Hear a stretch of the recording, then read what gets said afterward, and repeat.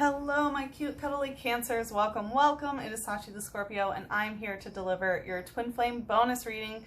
Thank you so much for all of your likes and support on this channel and on my Instagram, Cancer. As you know, the most videos with the most likes for guided healing will get a Twin Flame bonus, as well as some promo codes for the extended and so on.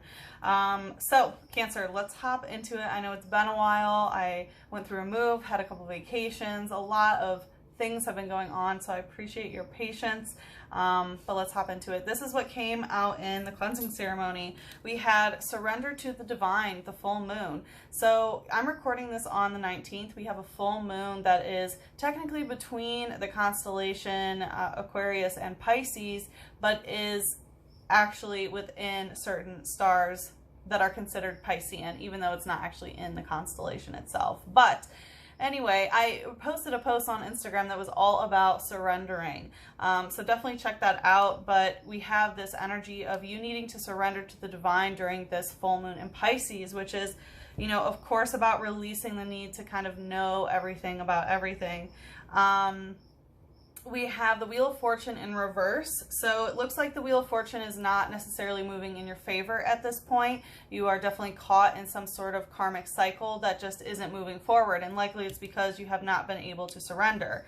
We have the Queen of Wands that wanted to come out. So this could be another feminine, but I'm getting it's more of your own divine feminine energy when it comes to your firepower, right? That's your creativity and your kundalini. So, you know, your ability to use your creative force within you, right, in order to manifest whatever you want around you. So this is telling me that you do have like a lot of firepower. You have a lot of creative potential. You know, it's like your divine feminine energy is in that flame, but with the Three of Pentacles in reverse, you're not putting it to work necessarily. It's not being utilized. The Three of Pentacles in this deck talks about, you know, learning from the bottom, right, of seeds, like how to start at the very beginning of planting seeds for yourself, so that way someday you have a sturdy orchard that is constantly providing for you. So it feels like you're using your kundalini for other things rather than focusing on your, you know, building your foundation. We had the electric energy come out, which is the solar plexus chakra. So we see it felt overactive, to be honest. The solar plexus is where your sense of self is. It's like, this is who I am. This is what I stand for. It's like your personality sort of thing. So we have, you know, emphasis on the solar plexus, and the throat chakra is in reverse. So I feel like there's a lot of this energy that's kind of getting stuck in the solar plexus and, of course, the heart, which is between the solar plexus and the throat, and there's blockages in the throat, so you might not be speaking your truth. This is also water energy in reverse, and water is emotion, so it feels like there are some unwanted emotions that are going on here. And then we had Starmie using recover, so it feels like there is some sort of emotional recovery that you have to go through, and it is star me, right, not star you. So it does feel like there is a lot of sort of me energy, and again, that has a lot to do with the solar plexus here. Okay, so Cancer, I hope everything is going well. I'm no longer going to be doing my readings based on month. I'm just going to release them in segments. As you know, I do, you know, guided healing with a certain theme. If you didn't get a chance to see the guided healing, What is in the Light, I highly suggest that you check that out. And yeah, so I hope everything is going well, and let's hop into it. What we're going to do is take a look into what is going on with the divine feminine, then we're going to take a look at what's going on in the divine masculine, and then check in the connective, and then in the extended we will take a look at what is the blockage, what the divine feminine can do to manifest union, what the how the masculine will respond, and then of course some advice on how to manifest your highest vibrational timeline. So let's take a look what's going on with the feminine. What do you need to release, and a time for healing in reverse. So it looks like you cannot continue your healing journey. Like this, whatever is going on cannot be healed until you are able to release. We did see, you know, there is a need to surrender to the divine. So part of that has to do with releasing, right? That's full moons, even though this is a waning moon, but full moons, right, are all about, you know, the moon is already full. there's no more that can go in it, right? And so it's about, you know, setting intentions of what needs to be released out of your life. Let's see. It feels like there's a resistance to, yeah. So, Gabe, come here. Come here. Anytime, come here. All right, hold on. Sorry. So anytime the Bark Angel Gabriel decides to use his throat chakra, I always know that the angels are coming in saying it is emphasized. And what I was feeling is that there is a resistance to the healing journey right now on the Divine Feminine end because they don't necessarily want to let go. But that's exactly what the Divine Feminine needs to do. And the energy is, you know, with the Three of Wands here, it's let it go. If it's yours, it will return to you. So tell us more about that Three of Wands. With the Hanged Man in reverse, yeah, there is a resistance to allowing that to happen. The Divine Feminine knows that it must release, but may have not done the amount of healing necessary in order to do this, are still working on it, because the Hanged Man, right, when the Hanged Man comes out, this is like a dead end, right? No paths lead from the Hanged Man. It's when it's done. But because it's in reverse, it's like the Divine Feminine is unable to sort of put this timeline to rest and understand, like, you know, I feel like a resistance to feeling things from a different perspective here. What's the light energy? Okay, we have Corsola, Cursed Drop in reverse. So I feel like the Divine Feminine feels as though whatever this psychic connection was, that it was not cursed. It's like they're trying to resist it feels more like they're trying to sort of stay in this cursed energy, right? And so when we are not able to let go of something, it does put a curse on us and whatever we're not letting go of, right? Because it's out of alignment. If it's truly meant to be yours, you don't have to force anything. And I feel like that's what this energy is like unable to sort of get rid of this psychic curse that has been, you know, in this third eye. And again, because it's in the third eye, this curse is mental. It has to do with the way things are mentally going. It says, watch your step when wandering areas, oceans once watch your step when wandering areas oceans once covered. What looks like a stone could be this Pokemon, and it will curse you if you kick it. Right? The oceans. Who rules the ocean? Well, you do, right? You and Capricorn. And so I feel like this was where water once was, right? Where emotion once was, it has dried up. And it feels like, again, there is some sort of curse that has happened, right? Because you got kicked in some sort of mental way, right? And I will say Corsola, this Galarian Corsola is the product of environmental change. It has to do with coral bleaching and things like this. So I feel like this is something that has been going on environmentally for quite some time. We have Bagon, Continuous Headbutt in reverse. Whew. So Dragon type for me is Twin Flame. So it is, you know, very much, you know, a confirmation of Twin Flame energy. With Continuous Headbutt in reverse, it feels like the Divine Feminine does not want to use their fire power to fight for this. Instead, it's like, no, I just won't let go. Part of it is having to fight for yourself in order to release it. And I feel like that is the hesitance and the refusal of the Divine Feminine right now. It says, dreaming of one day flying, it practices by leaping off cliffs every day. So it does look like, you know, eventually, no matter what, there is going to be a new beginning for the Divine Feminine. You know, right, jumping off the cliff, that's that Fool energy, which is the first card of the tarot. So, you know, there is going to be a new beginning at some point. And you can even see here, you know, she is on the cliff. Granted, she's, you know, sending out her, you know, hawks and, you know, owls are coming back and things like that. There is this energy of needing to release in order to receive, you know, new things. But right now it's like, okay, that'll be for another day. I'll do it another day. You know, right now I'm just practicing. Let's see what's the shadow. Duskull using Revival. Interesting. Scorpio was the other Twin Flame bonus this month, and they also had this card. So again, we see a third eye card, right? So a lot of psychic energy, a lot of things going on in the mental headspace within the third eye. Duskull is a ghost type, so I'm getting a ghost from your past has been revived. And this has to do with some sort of curse that has happened.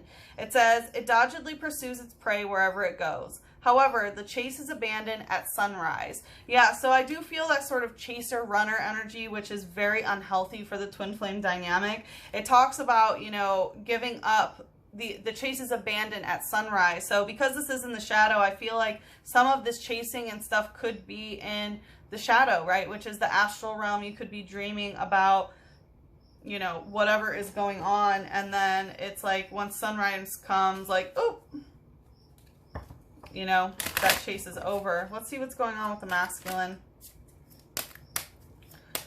Oh, man, I heard the masculine say, help me. Okay.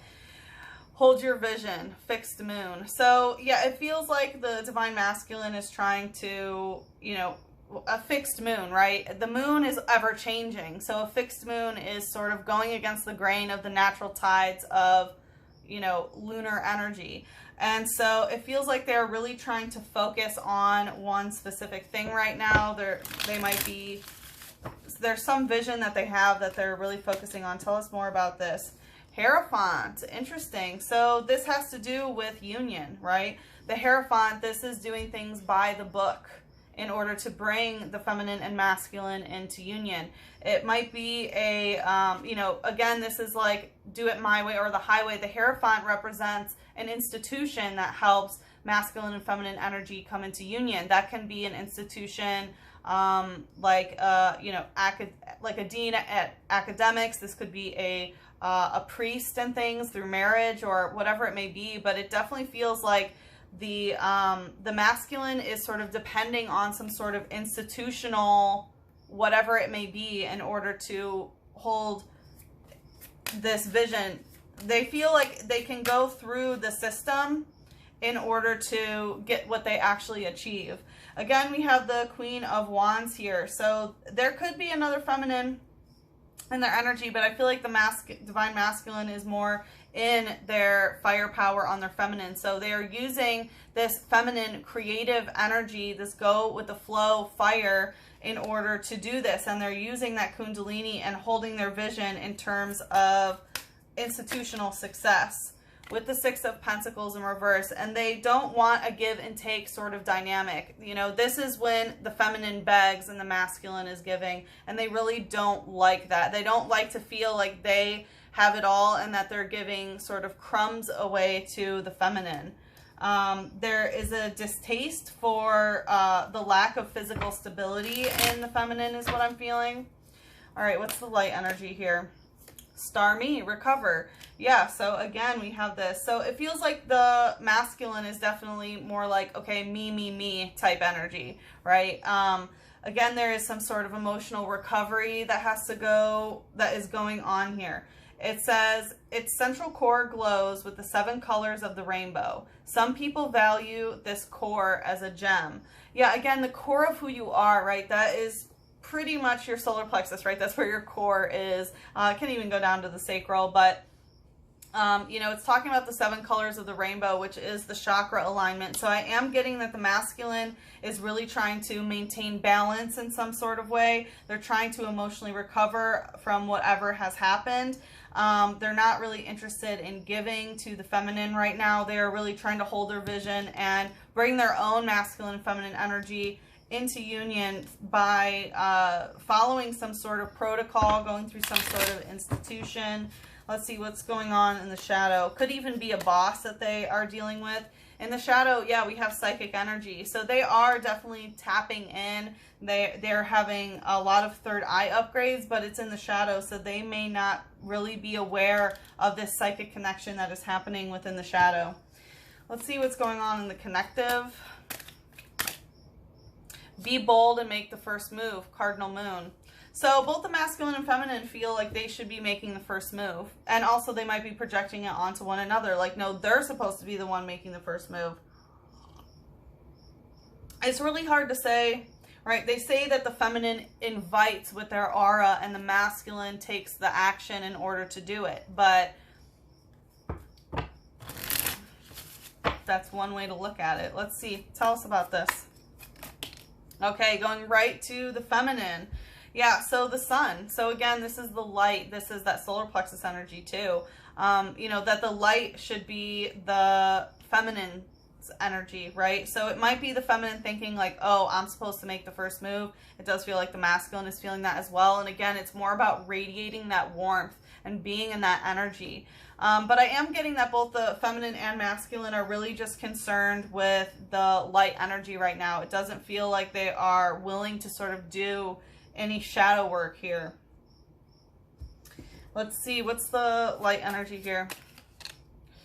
Ooh, okay, we have dark energy coming up in the light, charge order in reverse. So yeah, we have shadow coming up in the light, and again, I feel like both are just really focused on the light, even though the shadows are right there, and it has to do with, okay, who's going to be making this first move here. Poniard I also take as kind of like a page of swords energy. It just sort of has the, you know, blades all over it, kind of haphazardly, you know, kind of cutting things haphazardly, you know, as you navigate through life. And I feel like that's how both are feeling in the shadow. It's like, okay, I'm a little bit too sharp with my words right now, and maybe that's why no moves have really been taken here.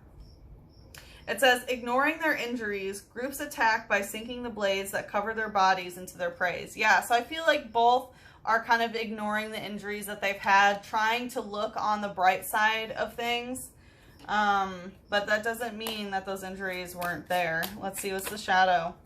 Trainer, Skyfield, and Frostmouth using Aurora Beam. So anytime we get Trainer using Skyfield, Trainer always indicates another person's energy, and this one specifically I have programmed for the angelic realm. So I do feel like in the connective in the shadow, there is a lot of angelic frequencies that are helping, and especially with Frostmoth. Moth Spirit indicates a metamorphosis in the shadow realm. So it does look like there has been some sort of metamorphosis that happened in the shadow, where now the focus is on the sun, on the light.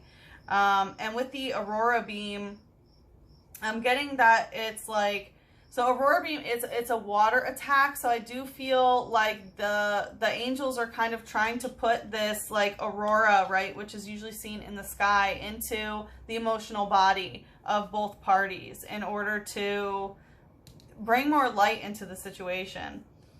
It says, it shows no mercy to anyone who desecrates fields and mountains. It will fly around on its icy wings, causing a blizzard to chase offenders away. Yeah, so I'm getting that the angels are feeling like if there is any sort of destruction that the masculine or the feminine are trying to cause to each other, it will be iced out so that there can't be communication, right? Because we see the shadows in the light, and what's in the shadow, angelic frequencies. So I do feel a very protective energy that the angels are like, okay, you know, focus on the sun, on the warmth. If there is any, you know, intention to destroy, there will be an ice barrier there and will sort of keep you in that warmth. All right, let's see what angel would like to bring us into the extended. Like I said, in the extended, we're going to see what the blockage is, what the divine feminine can do to manifest union, what how the masculine will respond, whether that's physically or energetically, and some advice on how to manifest the highest vibrational timeline. We have crystal clear intentions in reverse. So I feel like the intentions of whatever is happening is not very clear of where you're trying to get. It seems like the masculine is definitely trying to focus on holding that vision. But there is still some, you know, some things that are unclear here. This is Archangel Michael. He says, be clear about what you desire and focus upon it with unwavering faith. And it looks like the, you know, divine masculine is doing that, but maybe they're not having that sort of faith that they need in order to do this. But yeah, so being clear, you know, bringing clarity to the situation of whatever you desire can definitely help here. Anyway, if you'd like to follow me into the extended, the link is in the description box below or in my bio, depending on where you are watching this. But if we part ways here, good luck with the situation. I'm sending you so much love, a big hug, and a kiss on your third eye. Mwah!